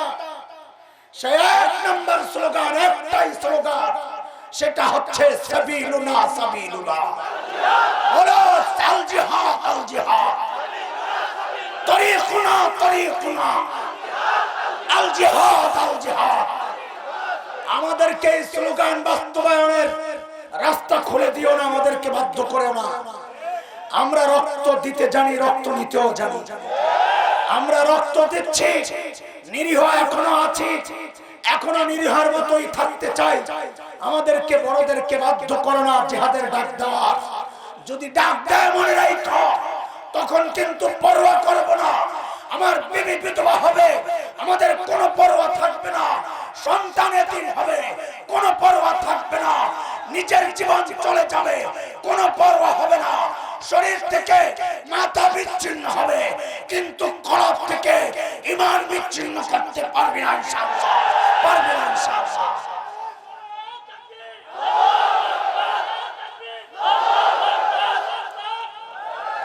এরা ভেবেছে কি জানে মুসলমান, শোনো, এরা ভেবেছে আমরা হাজারো দলে বিভক্ত। আমাদের কেউ তাবলীগে আন্দোলন সংগ্রাম পছন্দ করে না, কেউ খানকায় আন্দোলন সংগ্রামে এত যুক্ত হয় না, কেউ আহলে হাদিস, কেউ মাযহাবি, কেউ আলিয়া, কেউ কওমি, কেউ ওয়াহাবি, কেউ সুন্নি, কেউ করে জামাত ইসলাম, কেউ করে বিএনপি, কেউ করে আওয়ামী লীগ, কেউ করে জাতীয় পার্টি। আমাদের কত বিভক্তি মুসলমানদের মধ্যে। এই বিভক্ত মুসলমানকে সাইজ করা সহজ, এরা ভেবেছে এটা। আমি শুধু শাইখুল হিন্দের একটা তুলনা উদাহরণ আপনাদেরকে শোনাইতে চাই। শাইখুল হিন্দ মাহমুদ হাসান দেওবন্দি রহমতুল্লাহ আলাইহি উদাহরণ দিয়েছে। আমার হাতের আঙ্গুল কয়টা? আঙ্গুলের মাথাগুলো লাগা লাগা না খোলা খোলা? বলেন বলেন, লাগা না খোলা? খোলা। খোলা কখন থাকে? যখন কাজ থাকে না। কিন্তু ভাত খাওয়ার সময় মাথাগুলো খোলা থাকে না, একসাথে হয়। দেখেন তো, দেখেন তো, একসাথে হয় না, খোলা থাকে, একসাথে হয়ে যায়। খাওয়ার সময় একসাথে হয়ে যায়, তাই না? এটাই হচ্ছে আমাদের মূল চরিত্র। আমাদের কেউ হয়তো নৌকায় ভোট দেয়, কেউ হয়তো ধানের শীষে ভোট দেয়, কেউ হয়তো লাঙ্গলে ভোট দেয়, কেউ হয়তো দাড়িপাল্লায় ভোট দেয়, কেউ হয়তো হাত পাখায় ভোট দেয়, কেউ হয়তো তাবলীগে যায়, কেউ হয়তো খানকায় থাকে, কেউ হয়তো আলিয়ায় পড়ে, কেউ হয়তো কওমিতে পড়ে, কেউ হয়তো কিয়াম করে, কেউ হয়তো করে না, কেউ হয়তো মাযহাব মানে, কেউ হয়তো মাযহাব মানে না। কিন্তু শুনে রাখ, আমরা অনেক বিভক্তি আমাদের আছে, কিন্তু ঈমান যদি আক্রান্ত হয়, দিন যদি আক্রান্ত হয়, দাড়ি টুপি যদি আক্রান্ত হয়, শরীয়ত যদি আক্রান্ত হয়, এইভাবে যদি চলতে থাকে, খোদার কসম আমরা বিচ্ছিন্ন থাকবো না। আমাদের পরিচয় হারায়া যাবে। কেউ আওয়ামী লীগ করে, কেউ বিএনপি করে, কে জামাত করে, কেউ জাতীয় পার্টি করে, কে তাবলীগে যায়, কেউ তাবলীগে যায় না, কে তাবলীগ বিরোধী, কে কওমি, কে আলিয়া, কে ওয়াহাবি, কে সুন্নি, কে কাম করে, কে করে, কে মাযহাব মানে, কে মানে না। আমরা সব ভেদাভেদ ভুইলা ওই হাতের আঙ্গুলগুলো যেমন একসাথে হইয়া খায়, আমরাও সব একসাথে হইয়া তোদেরকে ধরে ধরে একটা একটা জীবন্ত দাফন করবো ইনশাআল্লাহ। এর জন্য প্রস্তুত থাকবা দোস্ত, ইনশাআল্লাহ, ইনশাআল্লাহ, ইনশাআল্লাহ। কালকে ময়দান ছাড়া যাবে না ইনশাআল্লাহ। আমরা কারো দোকানপাট লুটতরাজ করতে চাই না, ভাঙতে চাই না, অগ্নিসংযোগ করতে চাই না, করব না। আজকে পুলিশের সর্বোচ্চ কর্মকর্তাদের সাথে আমাদের লম্বা বৈঠক হয়েছে মাখজানে খিলগাঁও মাদ্রাসায়। হেফাজত ইসলাম বাংলাদেশের সম্মানিত মহাসচিবের কার্যালয়ে আমি ছিলাম, দীর্ঘ সময় ওখান থেকে আসছি। পুলিশ সর্বোচ্চ চেষ্টা করেছেন আমরা যেন হরতালকে প্রত্যাহার করি। আমরা বলেছি এটা সম্ভব না। বলে বিশৃঙ্খলা হবে। আমরা বলি আমরা বিশৃঙ্খলা করার লোক নই, আপনারা পুলিশরাও করার লোক না। আমরা জানি আপনাদের একটা দায়বদ্ধতা আছে পোশাকে, কিন্তু আপনারা ওই হেলমেট বাহিনী থামান, এই হেলমেট বাহিনী থামান, না হয় কিন্তু সংঘর্ষের দিকে চলে যাবে। আমরা চাই না অস্থিতিশীল পরিস্থিতি তৈরি হোক, এটা আমরা চাই না। আমরা শান্তিপ্রিয় মানুষ, আমরা চাই দেশ শান্তিতে থাকুক, আমরাও শান্তিতে থাকি। ইসলাম মুসলমান আমাদের ঈমান আকীদা নিয়ে আমরা বেঁচে থাকি, আমরা এটা চাই। আমরা বিশৃঙ্খলা চাই না। আমরা চাই না এই গাড়ি ভাঙচুর হোক, দোকানপাট অগ্নিসংযোগ হোক, এগুলো আমাদের কাজ না, আমরা করব না। আমরা তাদেরকে প্রতিশ্রুতি দিয়েছি, আপনাদেরকেও বলি কারো জান মালের ক্ষতি আমরা করব না ইনশাআল্লাহ। কেউ দোকান খুললে আমরা তাকে বুঝানোর চেষ্টা করব বন্ধ করানোর জন্য, যে ভাই আপনি উলামায়ে কেরামের সাথে একত্রতা ঘোষণা করুন। কেউ গাড়ি বের করলে আমরা তাকে বুঝানোর চেষ্টা করব গাড়ি ফেরত দেওয়ার জন্য, কিন্তু আমরা কারো জানমালের ক্ষতি করব না ইনশাআল্লাহ। এর সাথে গাড়িওয়ালা ভাইদেরকেও বলি, একটা দিন একটু আলেমদের সাথে ঐক্যবদ্ধ আন্দোলনের একটা নিজের অবস্থান তাদের সাথে একটু শরীক হয়ে আল্লাহকে তো সাক্ষী বানাইতে পারেন। আল্লাহ আমি পারি না রক্ত দিতে, আমি পারি না মাদ্রাসায় পড়তে, আল্লাহ আলেমদের সঙ্গী ছিলাম, একদিনের জন্য আমি গাড়ি বের করি নাই, কি হবে, কয় টাকা ইনকাম হবে, একদিনের জন্য আমি দোকানপাট খুলি নাই। আমরা পারবো কি পারবো না? ইনশাআল্লাহ পারবো, ইনশাআল্লাহ ইনশাআল্লাহ। আমরা কোনো সংঘর্ষে জড়াবো না, সংঘর্ষ এড়িয়ে থাকবো। এইরকম হেলমেট বাহিনী দেখলে আমরা সরে পড়বো, পুলিশের আশ্রয় নিব, আমরা নিজেরা হামলা করব না। তবে হেলমেট বাহিনীওয়ালাদেরকেও জানাইয়া দিই, আমরা যারা মরাকে ভয় পাই না, আমাদেরকে হুমকি ধমকি দিয়া খামাকা থ্রেট দিয়া লাভ নাই, নিজেরা নিজেদের পারবো ইনশাআল্লাহ। আরে যাদের মৃত্যুর ভয় নাই তাদেরকে থামানো কঠিন। কথা বলেন ঠিক কিনা? তোদের মৃত্যুর ভয় আছে, কাজী সরে যা সামনে থেকে। আমরা দেশের জন্য কোনো ক্ষতির কারণ না, আমরা জনগণের শত্রু নই। আমরা শুধু আমাদের ভাইদের হত্যার প্রতিবাদে আমরা রাজপথে নেমে আসছি। আমাদের শান্তিপূর্ণ কর্মসূচি ছিল, আপনারা জানেন হেফাজতে ইসলাম বাংলাদেশ এই একদিন আগে সাংবাদিক সম্মেলনে বলেছেন আমরা শান্তিপূর্ণ কর্মসূচি দিব। আমরা কোনো অশান্তি মিছিল মিটিং এগুলো কোনো কর্মসূচি ছিল না। আমরা চেয়েছিলাম শান্তিপূর্ণভাবে মোদীকে, আমরা শুধু আমাদের ঘৃণাটা, আমাদের নিন্দা তার প্রতি, এই ঘৃণাটাই প্রকাশ করেছি। কেন প্রকাশ করেছি? সে শুধু একজন ইন্ডিয়ান প্রধানমন্ত্রী না, শুধু এটাই তার পরিচয় না, তার আরো অনেক পরিচয় আছে। শুধু এই পরিচয় হলে আমরা বাধা দিতাম না। এই পরিচয়ে মালদ্বীপ, এই পরিচয়ে ভুটান, এই পরে শ্রীলঙ্কা, এই পরিচয়ে নেপাল, তাদের রাষ্ট্রের গুরুত্বপূর্ণ ব্যক্তিরা আসছে। কই কারো বিরুদ্ধে তো আমাদের কোনো আন্দোলন হয় নাই, কারো বিরুদ্ধে কোনো প্রতিবাদ হয় নাই, শুধু মোদির বিরুদ্ধে। মোদির বিরুদ্ধে এই জন্য, মোদি কেবল ভারতেরই প্রধানমন্ত্রী না, বাংলাদেশে ভারতের আরো অনেক প্রধানমন্ত্রীও আসছে। কই কোনোদিন এইভাবে প্রতিবাদ তো হয় নাই। মোদির বিরুদ্ধে কেন প্রতিবাদ? কারণ মোদি তো ওই কসাই যার হাতে গুজরাটের হাজার হাজার মুসলমান শহীদ হয়েছে।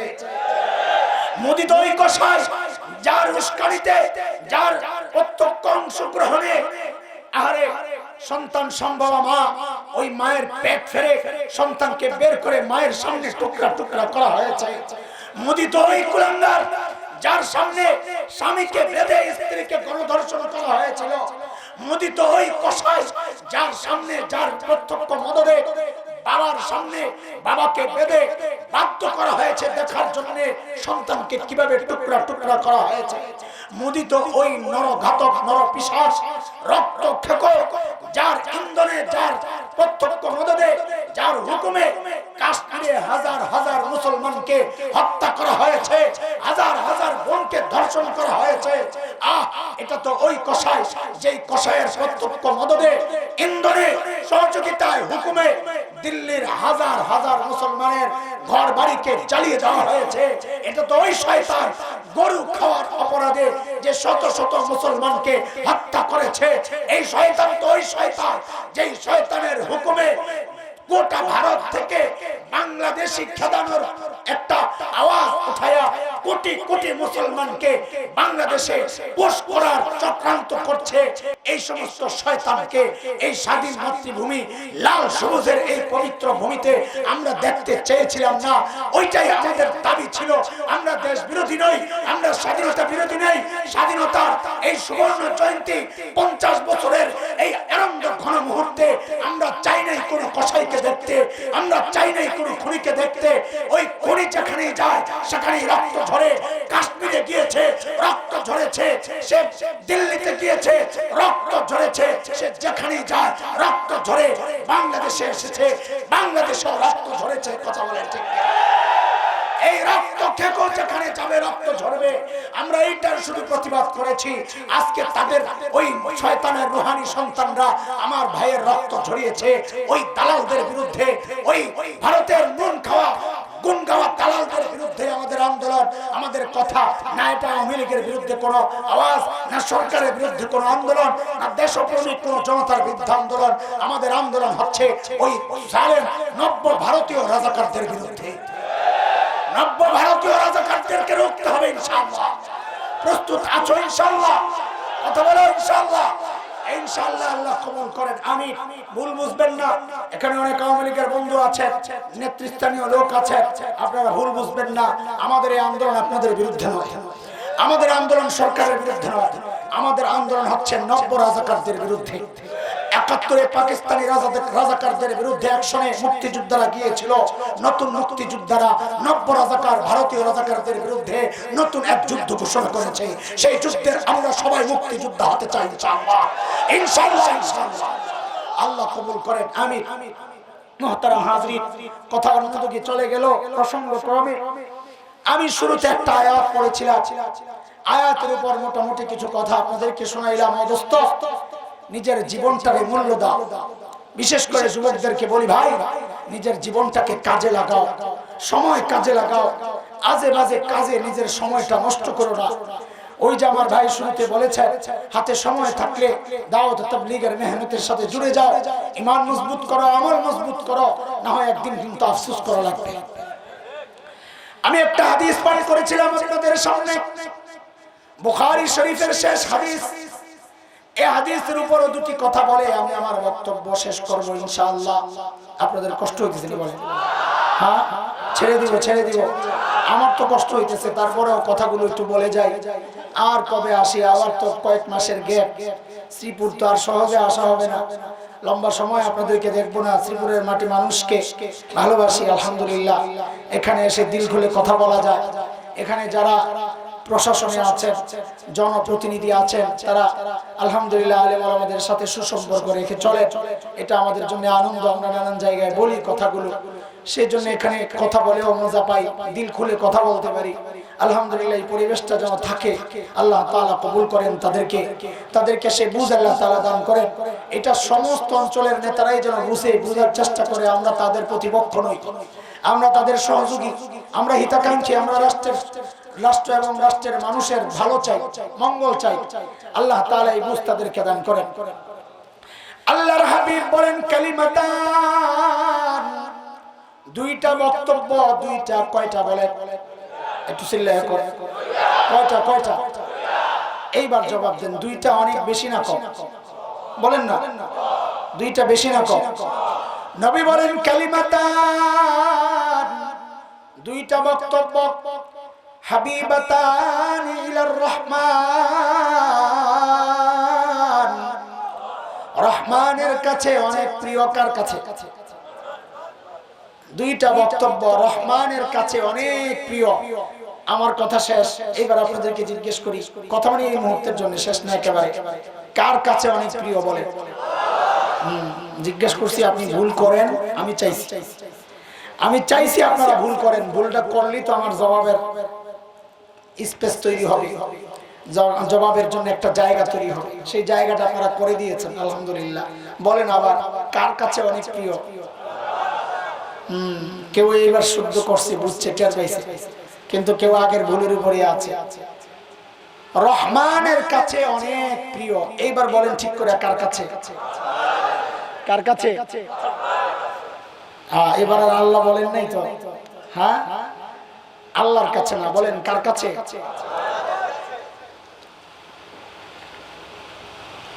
এখন আপনি মনে মনে ভাবছেন যে হুজুর, আল্লাহর রহমান কি আলাদা কোনো সত্তা? আল্লাহর রহমান তো আলাদা কোনো সত্তা না, তাই না? বলেন না, একই তো নাকি? হ্যাঁ একই। তাইলে আল্লাহ তাআলা, আল্লাহর রাসূল আল্লাহ না বলে রহমান কেন বললেন?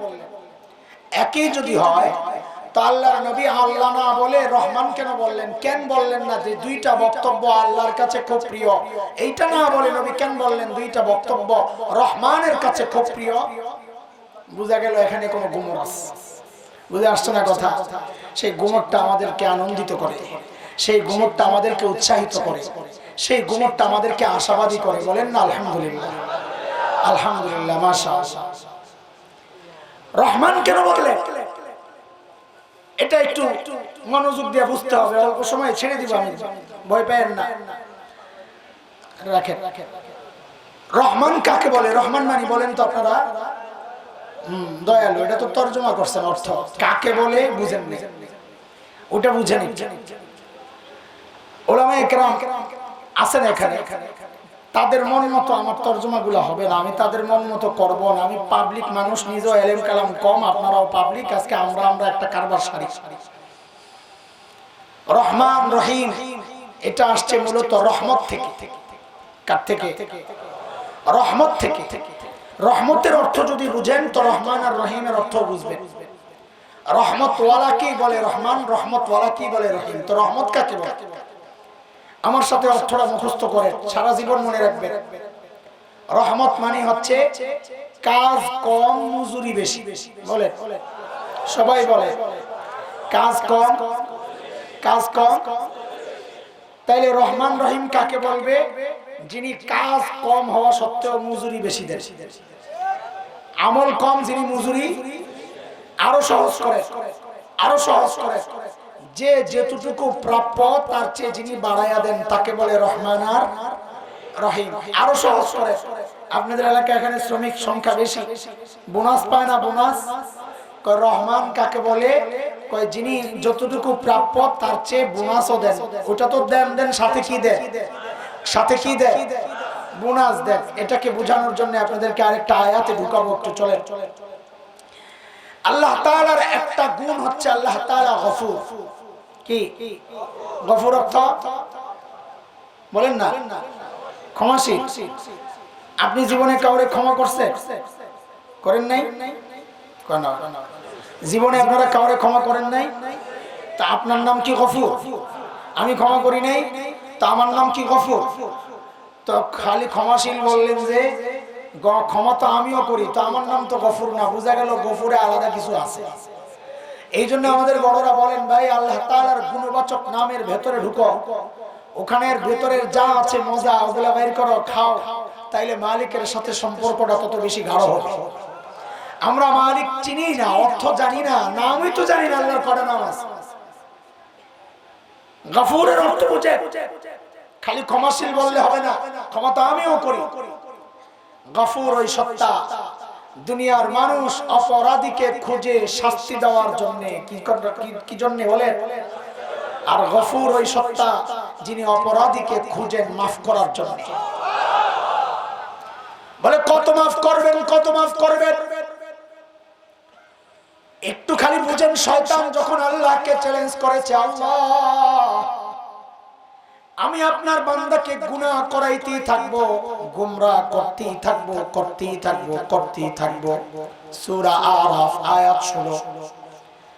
আল্লাহ ডেকে বলেন, এই শয়তান তোর কথা কি শেষ?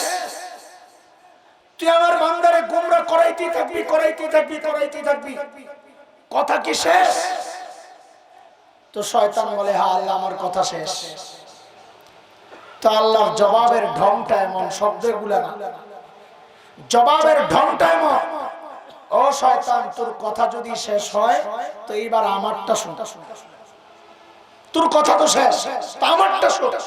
কত বলে, তুই আমার বান্দারে গোমরাহ করতেই থাকবি, করতেই থাকবি না, তো আমারটাও শোন, আমিও আমার বান্দাকে মাফ করতেই থাকবো, করতেই থাকবো, করতেই থাকবো।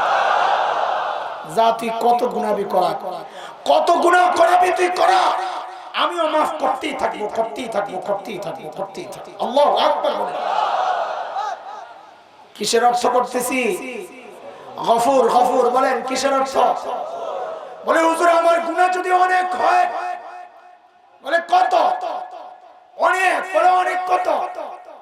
আল্লাহ তাআলা নবীর মাধ্যমে আলাইহিস সালামের মাধ্যমে আমাদেরকে জানায়া দিয়েছেন, হাবিব জানায়া দেন, একজন মানুষের গুনাহ গোটা দুনিয়া ভরতে ভরতে ভরতে ভরতে যায় যদি আসমানের সাথে লাগে। আল্লাহু আকবার। আল্লাহ তাআলা বলেন লা উবালি, আমার কোনো পরোয়া নাই, বান্দা যদি মাফ করে, মাফ চায়, আমি সাথে সাথে সব গুনাহ মাফ করে দিব। এখন বুড়াদের এই সমস্যাটা বেশি, সেটা হলো হুজুর কেমন কেমন লাগে, 80 বছর লাগায় গুনাহ করছি, মাফ চাইলে একবারে মাফ, একটু কেমন কেমন জানি লাগে, কেমন কেমন একটু দূর করেন আপনি। আসল কথা আপনি গফুর ছিলেন না,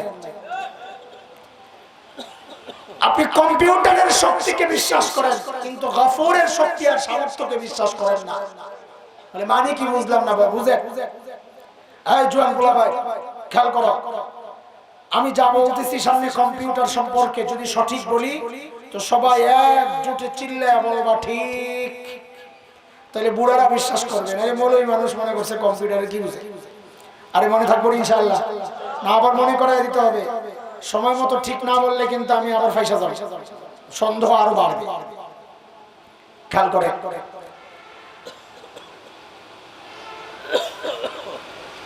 এক ব্যক্তির চাকরি হলো খালি নাম টাইপ করা, স্পেশালিস্ট টাইপিস্ট, খুব দ্রুত টাইপ করতে পারে। এক কোম্পানির চাকরি করে, এক বছরের নাম টাইপ করছে 1 লক্ষ কোটি। কত কত জোরে? 50 বছর এই একই চাকরি করছে, তো 50 বছরে 1 লক্ষ কোটি হইলে 50 বছরে সে কত নাম টাইপ করছে? 50 লক্ষ কোটি। মারহাবা। কত কত? কোম্পানি থেকে অর্ডার আসছে একটা নাম ডিলিট করে দাও। সিস্টেম কি? একটা নাম টিপ দিয়া ক্লিক করে ডিলিটে টিপ দিলে একটা নাম গায়েব, ঠিক কিনা? তো তোরা আমি জিজ্ঞেস করলেনি বলি তোরা না ঠিক করে নিলাম, আগে যে জায়গা মতো ঠিক করবি, জোরে ভুলে গেছিলি, সামনে ভুল করিস না, তাহলে সন্দেহ আরো বাড়বে। কোম্পানি থেকে অর্ডার আসছে 10টা নাম ডিলিট করে দাও। সিস্টেম কি? 10টা নাম ক্লিক করে নিচে ওকে টিপ দাও, 10টা গায়েব। শাবাশ, সামনে আরো প্রস্তুত থাকবি, সময় মতো ভুল যেন না হয়। কোম্পানি থেকে অর্ডার আসছে সমস্ত নাম ডিলিট করে দাও। সিস্টেম কি? ডিলিট টিপ দিলে উপরে একটা লেখা আসে অল ডিলিট অপশন, অল ডিলিটে টিপ দিয়া ওকে টিপ দিলে কয়টা নাম গায়েব হয়? সব সব। লিখতে লাগছে কয় বছর? কয় বছর? 50 বছরের আমল এক টিপ দিয়া মুছা যায়। বাপরে, কম্পিউটারের এত শক্তি! আল্লাহু আকবার। আরে জালিম, তোমার নিজের হাতের বানানো কম্পিউটারের যদি এই শক্তি থাকে যে এক টিপ দিয়া 50 বছরের আমলকে মুছা দেওয়া যায়, তাহলে তুমি তোমার গফুরের এই শক্তিকে কেন বিশ্বাস করো না? গফুর কি পারেন না আমার আর তোমার আমল নামা, গুনার আমল নামায় অল ডিলিটে টিপ দিয়া একবারে 50 বছর, 80 বছর, 100 বছরের গুনাহগুলো সব মুছা দিতে পারেন কি পারেন? আল্লাহু আকবার। আজীব কথা, তুমি কম্পিউটারের শক্তি বিশ্বাস করো অথচ তুমি তোমার গফুর রবের শক্তি বিশ্বাস করতেছো না। বলে আল্লাহ আমার সব গুনাহ মাফ হইব, আল্লাহ যুগায় সব মাফ করুন কি জন্য? বলে আল্লাহ তোমার গফুরের শক্তি যদি আমার গুনার চেয়ে দুর্বল হয় তাহলে করো না। কি আল্লাহরে বলা যাবে না এইভাবে যে আল্লাহ আমার গুনার এই পোটলার চেয়ে তোমার গফুরের শক্তি যদি দুর্বল হয়, আর আমার হাতের বানানো কম্পিউটারের চেয়ে যদি তোমার গফুর শক্তি দুর্বল হয়, তা আমার সব গুনাহ মাফ করার দরকার নাই, থাক, বুঝছি তোমার সিনসিয়ার। লা হাওলা ওয়ালা কুওয়াতা ইল্লা বিল্লাহ। এমনি বলতেছি আপনার দিলের মধ্যে ঢোকানোর জন্য যে না, আমার মালিকের এই শক্তি আছে, এই জন্য আমার মালিক গফুর, মাফ আমিও করি। আমার নাম গফুর না, আমার মালিকের গফুরের এত শক্তি, এই জন্য একমাত্র আমার মালিকই গফুর, আমরা গফুর না। বুঝে আসছে কথা? কথা শেষ হয় না, আমি বুঝাইতেছি আরেক জিনিস।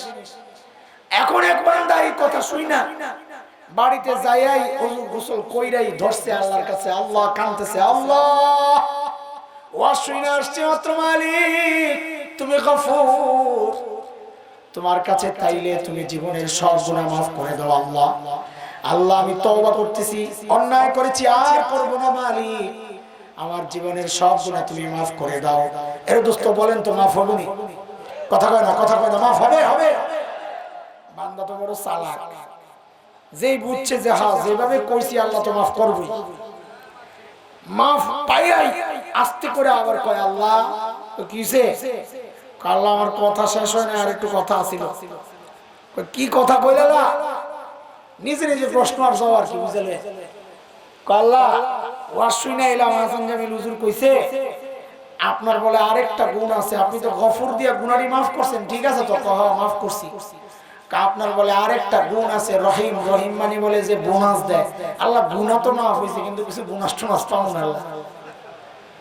যদি কেউ এইভাবে ধরে আল্লাহ, তো আল্লাহ যেন জবাব দিচ্ছেন তাকে, ওরে বান্দা হ্যাঁ ঠিকই আছে, হাসান জামিল ঠিকই কইছে, আমি রহিম, আমি খালি মাফ করি না, মাফ তো করি গফুর দিয়া, কিন্তু আমি রহিম, আমি মাফ করে আবার বোনাসও দিই। বলে মালিক কি বোনাস দিলেন? তো মালিক সূরা ফুরকানে সব চালাকের জন্য একবারে জবাব দিয়ে দিবেন। আল্লাহু আকবার। মালিক বলেন ইল্লা মান তাবা ওয়া আমানা ওয়া আমিলা আমালান সালিহা ফাউলাইক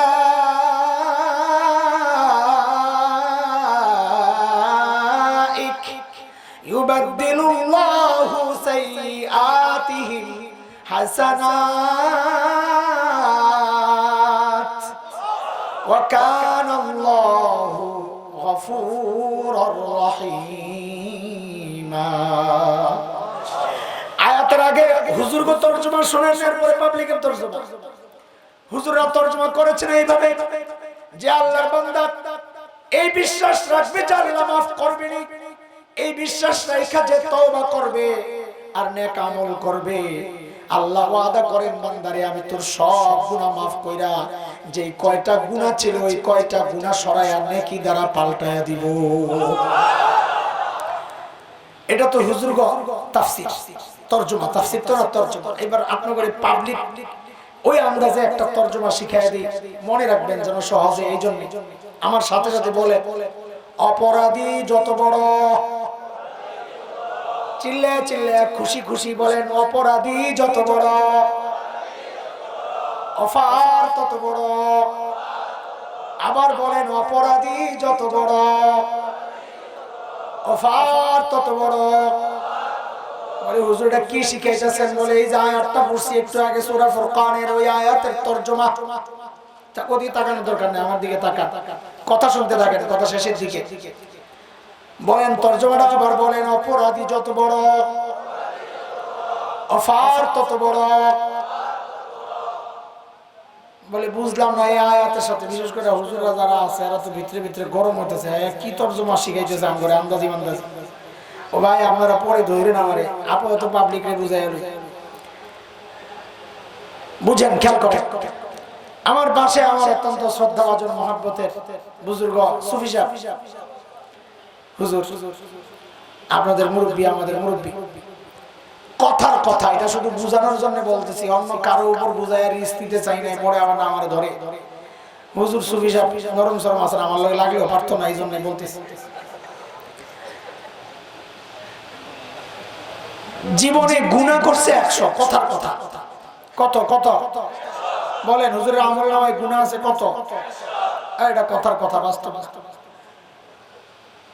কোন বুজুর্গের মজলিসে যায় বসছে, বুজুর্গের ইসলাহি বয়ান শুই নাই, দিলের মধ্যে তোলপাড় শুরু হয়ে গেছে, হায় আমি কি করলাম জীবনে। এই হায় যে বলে, হায়ের সাথেই তো আমল নামা ওয়াশ হওয়া শুরু হয়েছে, পরিষ্কার হওয়া শুরু হয়ে গেছে। চোখ দিয়ে ঝরঝর করে পানি পড়তেছে, আর কলব পরিষ্কার হয়ে একদম চকচকা। হাত তুইলা কান্নাকাটি করছে, ও আল্লাহ ভুল করেছি, আর করবো না, মাফ করে দাও। এইবার বলেন আয়াত কি বুঝছেন আপনারা? হুজুরের আমল নামায় গুনাহ ছিল কয়টা? এখন আছে চকচকা, মাশাআল্লাহ, সুন্দর তরজমা করছে, আরেকটা নতুন বেরিয়েছে। আছে কয়টা? কয় চকচকা। হুজুর সুফি সাহেব দেখা বোনাস তো পাইব পাইব কত? হ্যাঁ, এই তরজমা বুঝছেন আপনারা, বুঝা গেল। বলেন হুজুরের আমলনামা এখন নেকি আছে কত? বোনাস। এটা কি গুনাহ মাফ হয়ে বোনাস ঢুকছে 100 নেকি না? ঠিক আছে তো? আচ্ছা, মাশাআল্লাহ। এইবার বুঝেন, আমাদের পুরা গাজীপুর জেলা, এই পুরা গাজীপুর জেলার শীর্ষ সন্ত্রাসী, টপ টেরর, চাঁদাবাজ, মাস্তান, এমন কোন গুনাহ নাই যে সে করে নাই, তার গুনার কোনো শেষ নাই। তাও বুঝানোর জন্য একটা সংখ্যা বলি। ধরেন তার জীবনে গুনাহ আছে 1 লক্ষ কোটি। কত কত বলেন, কত? 1 লক্ষ কোটি একদিন সুফি সাহেবের সামনে বসছে, পড়া সাথে সাথে ধরছে, এরে ভাই শোন, কুমিল্লা থেকে একজন হুজুর আসছে, গলাটা হাসান জামি সাহেবের চেয়েও ভাঙা, টুপিটা আরো ছোট, জামাটা একেবারে নরমাল, কথা কয় সাদা সিধা, কিন্তু দিল থেকে কথা কয় যায় কলিজার থেকে বের হয়, কলিজার কথা যায় কলিজায় ঢুকে। চল আসছে পাশের মহল্লায়, হুজুর বয়ান করে, চল একটু শুনি যায়, চল। তো হুজুরে ফিরাইতে পারে না, সুফি সাহেব মুরব্বী মানুষ, ঠিক আছে, মনে মনে চিন্তা করছে যাই যদি পছন্দ না হয় হুজুরের গান মটকায় দেবো, যা করে আল্লাহ, এই নিয়তে গেছে। যাই বয়ানে বসছে, একটু শুই নাই, দেখে আরে এটা তো অন্যরকম হুজুর, কথা তো একটু আলাদা আলাদা। ওই হুজুরকে যায় শুনছে যে হুজুরের নাম কি? কয় হুজুরের নাম হলো মুফতি মুশতাকুর নবী। নাম কি? আল্লাহর বান্দার কলিজা চেরা কথাগুলা শুই না, ওই সন্ত্রাসী চাঁদাবাজ 1 লক্ষ কোটি গুনাহওয়ালা বেটা হঠাৎ ভিতরে একটা কেমন কেমন জানি শুরু হয়েছে, হায় তাহলে আমার কি হইব উপায়, হায় কি করলাম জীবনে, ওই হায় যে শুরু করছে না, পরিষ্কার ওয়াশ হওয়া শুরু হয়ে গেছে। হুজুরের চোখের পানি দেখে পাশের বুড়া দেহে একটা শিক্ষার ফেরা কাঁদতেছে, আর একটু কান্না হয়েছে, আল্লাহ তাই আমার কি, হুজুরই এমনি কাঁদতেছে। ওই চোখের পানি যে বের হয়, বের হওয়ার সাথে সাথে কলিজা চকচকা, কলব কি চকচকা হইতেছে হইতেছে হইতেছে। লাস্টে হুজুরের সাথে খুব কাঁদছে, চিৎকার করে করে, আল্লাহ আমারে মাফ করে দাও।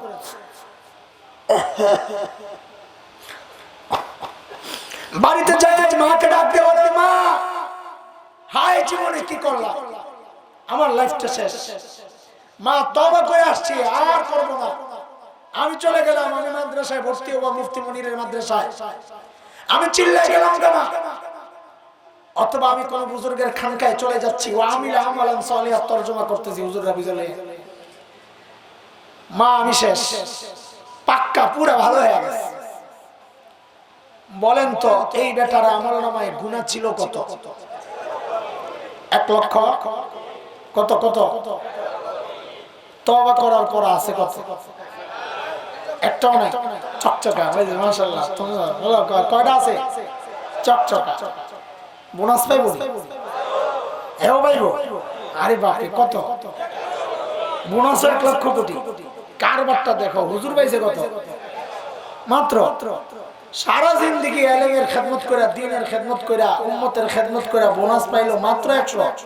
আর এই বেড়া হয়েছে সারা জিন্দেগি অপরাধ করে, এখন বোনাস পাওয়া গেছে কত? 1 লক্ষ কোটি। কত? কারণ কি? অপরাধী ছোট, অফারও ছোট। বলেন বলেন, অপরাধী ছোট, অফারও ছোট। ওইটা অপরাধী বড়, অফারও। ওই যে আয়াতের তরজমা শিখাইছি, আবারও বলেন, অপরাধী যত বড়, অফার তত বড়। বলে এটা কিসের তরজমা? বলে আয়াতের তরজমা। কোন তরজমা? পাবলিকের তরজমা। কোন তরজমা? ইল্লা মান তাবা ওয়া আমানা ওয়া আমিলা আমালান সালিহান ফাউলাইক ইউবাদদিলুল্লাহু সাইয়্যাতিহিম হাসানাত। বলে কেন কেন এই কারবার কেন? তো আল্লাহ বলেন কারণ কানাল্লাহু গফুরুর রহিমা। আল্লাহ বলেন আমি আল্লাহ, আমার 2টা গুণ এখানে কাজ করছে।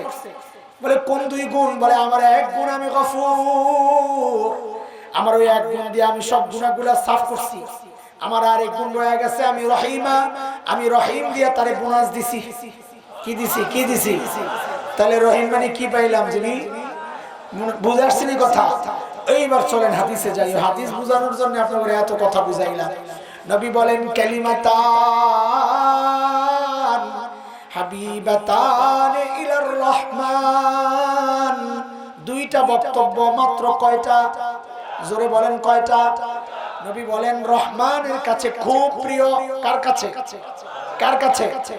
বলে রহমানের কাছে যেহেতু প্রিয় আমল মনে হয় অনেক, কয় আমল বেশি না, কয় তাহলে মনে হয় কঠিন, কম কিন্তু কঠিন। নবী কয় না কঠিনও না। বলে কেমন? বলে খাফিফাতান আলাল লিসান, উচ্চারণ করা একেবারে সোজা, একেবারে। কয় এই তোরা মনে করিস না উচ্চারণ করা সোজা বইলা সওয়াব কম, না না। সাকিলাতান ফিল মিজান, পাল্লায় রাখার সাথে সাথে আমলের পাল্লা ভারী হয়ে যাবে। বলে কারণ তো বুঝলাম না, আমল অল্প আবার উচ্চারণ করাও সোজা, কিন্তু পাল্লা ভারী হবে কে? তো বলে ওই যে রহমানের পছন্দ হয়ে গেছে, আগে বলে আসছি রহমানের কাজই এটা, আমল কম আরে মজুরি বেশি, কাজ কম, আমল তো অল্প হালকা, কিন্তু দাড়ি পাল্লায় রাখলে অনেক ভারী। দোস্ত সময় তো বেশি হয়ে গেছে, তাও একটু বুঝাই দিই, শেষ 2-4 মিনিটে শেষ করবো ইনশাআল্লাহ। পাল্লা দুইটা, দাড়ি পাল্লায় পাল্লা থাকে কয়টা? একটার মধ্যে রাখছেন 1 কেজি, আরেকটায় আধা কেজি, ভারী হবে কোনটা? 1 কেজি। যেটা ভারী এটা কোন দিকে যায়, উপরের দিকে না নিচের দিকে? তাইলে 1 কেজিটা যদি নিচের দিকে যায়, আধা কেজিটা যাবে কোন দিকে?